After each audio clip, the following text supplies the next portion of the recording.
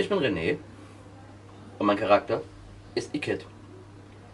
Hallo, hier ist Sarah, IT besser bekannt als Theke oder auch Nell. Auf beides höre ich mittlerweile sehr gut, völlig egal wo. Hi, ich bin Ote Janina und IT laufe ich seit 2 Jahren als Alexandra von Hummel durchs blaue Lager. Wie bin ich zum blauen Lager gekommen? Das war 2010, da wollte ich einfach nur mal das Drachenfest ausprobieren. Ich bin damals mit meiner Cousine und ihrem damaligen Freund hingefahren und wir mussten uns so zwischen grün und blau entscheiden und dann haben wir uns für blau entschieden und fanden das alle ziemlich cool. So richtig im blauen Lager bin ich aber erst im Jahr drauf angekommen, da dann auch mit einem neuen Charakter, und zwar mit der Helena. Die wurde dann auch in dem Jahr die Protokollantin vom CT und hat dann auch in den vorigen Jahren der Hafenmeisterei geholfen und auch weiter protokolliert. Und was mich zu Blau geführt hat? Das Kupfern natürlich. Lager in 3 Worten. Oh. Offenherzigkeit. Viele nette Leute. Und natürlich, ganz trocken, Freiheit. So, und am Ende, nee, ich sollte das Lager beschreiben in 3 Worten. So, eben hatte ich schon mal 3 Worte bei den ganzen Takes. Jetzt sind sie mir wieder entfallen. Was hatte ich? Nachteule. Lebensfreudig. Und loyal der Freiheit gegenüber. Um das blaue Lager zu beschreiben für mich, laut. Dieses Lager ist laut, es schläft nicht und alleine durch diese Feierwütigkeit furchtbar. Es ist bunt. Ja, wir sind furchtbar blau, aber eigentlich sind wir auch furchtbar bunt. Ich habe so viele verschiedene Konzepte, verschiedene Charaktere, Hintergrundgeschichten, Ideen. Wir sind einfach quirliger, bunter, lauter Haufen und wir sind sehr herzlich, wenn wir wollen. Wir können definitiv auch anders, aber wenn wir wollen, sind wir sehr herzlich. Ich habe mich sehr schnell, sehr wohl und sehr willkommen gefühlt. Laut, bunt und herzlich. Das ist auch blau. Für mich ganz besonderes Erlebnis, ein sehr blaues Erlebnis oder Geschichte. Bei einem Drachenfest gab es im Goldenen Lager eine Taverne, die von einem Römer betrieben wurde. Und der Römer hatte eine Sklavin, was so Römer halt haben. Und das geht ja mal gar nicht, aber da sie jetzt die Sklavin jetzt hier nicht heroisch herauskämpfen wollte, hat sie die Sklavin gekauft.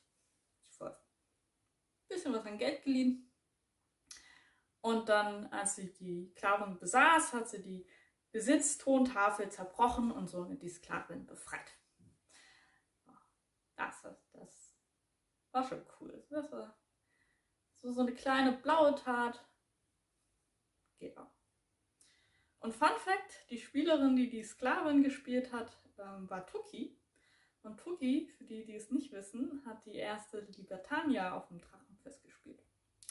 Helena hat sozusagen Libertania befreit. Das ist jedenfalls jetzt Headcanon bei mir. Da hätte ich noch eine sehr lustige Geschichte. Wir haben ja sowas wie einen Strohlem. Und ja, der ist nicht durch Zufall entstanden. Das war scheinbar mal Schiffsjunge, der ironischerweise Bobstein unter seiner Strommatratze gelagert hat. Ist der aus deiner Crew? Der? Ja, aus Timotheus Crew. Und die sind komplett verzweifelt gewesen. Irgendwann kam Timotheus auf mich zu und meinte so, Iket, komm mal mit, wir haben da ein Problem mit einem unserer Schiffsleute. Ich kam dahin, als Iket, die waren komplett ratlos, haben mich um Rat gefragt. Meine Antwort ganz trocken, einfach nur so, nachdem ich ein Warpstellenfläschchen gezogen habe: Können machen besser, können machen schlechter, wissen erst im Nachhinein. Und ja, ja, die Situation war einfach nur urkomisch. Also ich glaube, alle umliegenden Leute, die hätten sich fast in den Dreck geschmissen und gekugelt. weil diese Aussage einfach nur mehr als nur ironisch war, weil ich einfach in dem Punkt nicht geholfen habe, weil die Situation war immer noch die gleiche und es ist einfach, glaube ich, der Dauerbrenner jetzt im Lager, weil das sich so eingebrannt hat bei den Leuten, dieser Satz, können machen besser, können machen schlechter. Ich weiß auch nicht, was mich da in diesem Punkt geritten hat, aber das ist eine der Geschichten, wo sich, glaube ich, viele Leute im Lager auch das Maul drüber zerreißen, weil es einfach nur so witzig ist manchmal. Weil ein Strohhalm! Was will man mehr? Das war, so wie mein erstes Jahr, das könnte mit reinspielen, das war das Jahr, in dem Kupfer drohte zu gewinnen. Und am Freitag hat sich der Avatar seine Streiter versammelt, unserer. Und es gab viele Reden und es gab viel Schelte und es gab schon viele Motivationsansprachen. Aber die hat mich tatsächlich, an die werde ich mich lange erinnern. Es ist keine lustige Geschichte, aber ich fand die sehr ergreifend.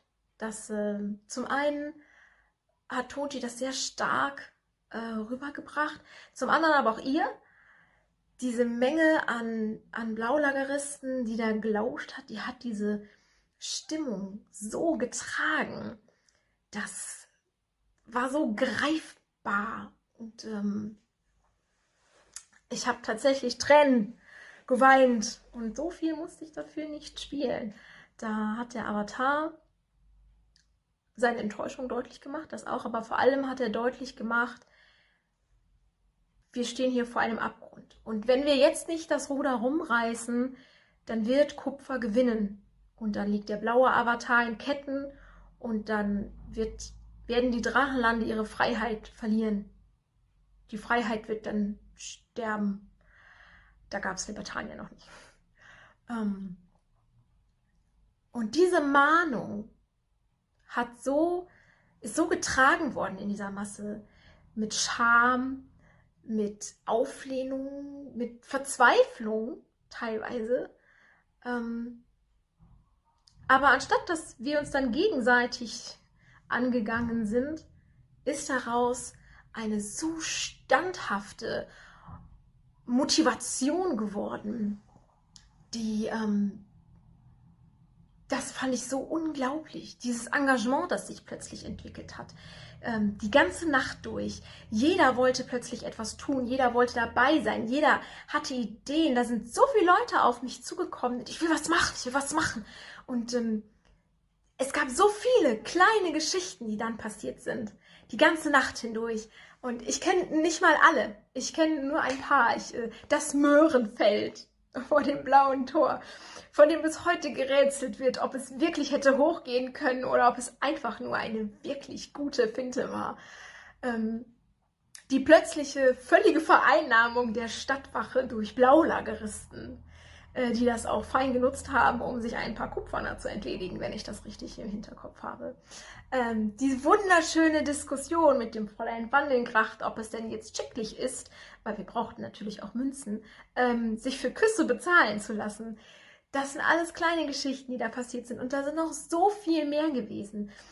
Und diese Welle, die in dieser Nacht losgetreten wurde, in dieser ganzen Gesamtheit, die Betroffenheit, die Verzweiflung, die dann in so viel Engagement und so viel Energie gemündet ist. Diese Energie hat mich noch lange durchs blaue Lager getragen, noch die nächsten Jahre definitiv. Das hat mich unglaublich geflasht, das hat mich absolut beeindruckt und ist für mich eine der Momente, über Stunden und Tage betrachtet, die ich tatsächlich so bald nicht vergessen werde. Das war eine echt schöne Geschichte im Blaues Lager. Definitiv. Und scheiße, wir haben das Ruder rumgerissen. Und bald danach haben wir es ihnen richtig gezeigt. Also, das war episch. Und am Ende darf ich jetzt noch jemanden grüßen. Dann grüße ich natürlich den Bittner. Hi. Und die Hummel und die Hafenmeisterei und sonst alle, die mit der Alexandra gespielt haben. Und ich habe fast die Grüße vergessen. Ich möchte Grüße verteilen. Und zwar als allererstes an meine lieben Blaufüchse. Danke auch und liebe Grüße an die Singing Siren. Ich liebe euch, Jungs. Und Saskia liebe ich auch. Und ich vermisse euch alle. Alle. Ich habe so gut durchgehalten und jetzt seit einer Woche. Kommt nächstes Jahr bloß alle wieder. Ich brauche euch. Tschüss. Ja, ich würde jemanden grüßen. Das Problem ist, den wird es wahrscheinlich nicht mehr erreichen. Nicht mehr wirklich. Und das ist nämlich Peter, den lieben Peter, meinen Captain, der aber leider letztes Jahr oder nee, Anfang des Jahres sehr kurzfristig gestorben ist durch was sehr Tragisches. Und naja, aber man wird ihn im Gedenken halten. Das ist das Wichtige.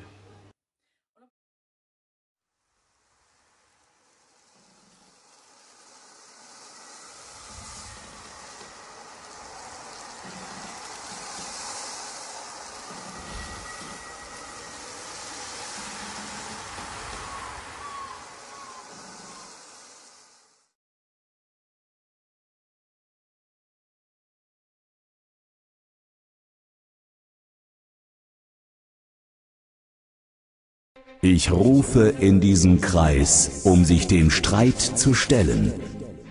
Den die Grenzenlosigkeit des Meeres reizt. Den, der den Wind der Freiheit atmet. Den, der die Fesseln von Herrschaft sprengt. Ich rufe den Blau... Captain Blue! Oh! Der beste Captain, den man jemals sah. Und da hinten kommt ein kleines Schiff angefahren. Ist das nicht spannend? Für Captain Blue! Und da kommt noch etwas Gischt. Es ist eine große Welle, also noch mehr Gischt. Das war das viel Gischt. Wahnsinn! So viel Gischt für Captain Blue! Hey!